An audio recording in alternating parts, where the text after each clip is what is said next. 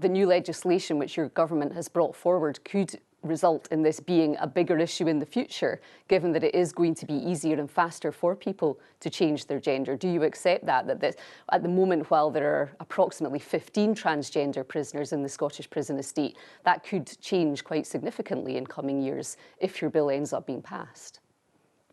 No, the bill that was passed and has now been negated by the UK government was about self-ID. It was about an administrative process for getting a gender recognition certificate. A gender recognition certificate has never been sufficient to allow people to move into the women's estate.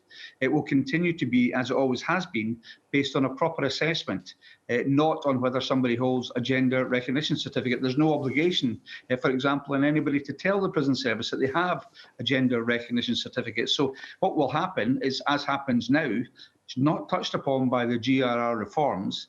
It will be an assessment based on the individual case of the risk to other prisoners, to the staff within prisons, and sometimes to the prisoner themselves. That should be the basis for any assessment. There were warnings during the consultation, during the amendments and voting as well, about the gender recognition bill over female prisons. This was brought up, women-only spaces as well, and also how it could end up being at odds with equality law.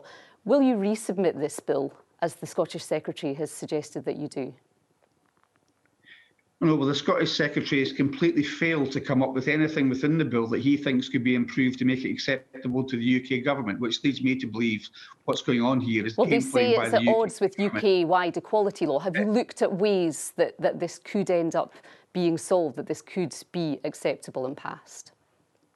Well, just let me finish. He is saying that we do not believe the legal advice which was received did not stipulate that this was in any way impacting, and in fact it's on the face of the bill, impacting on the UK Equality Act. If he believes it does, then he at least, and it's not a difficult thing to understand, he at least can specify where he thinks that's the case and suggest where an amendment should be made, but he's failed to do that. Well, they say that it's at odds with UK-wide equality law.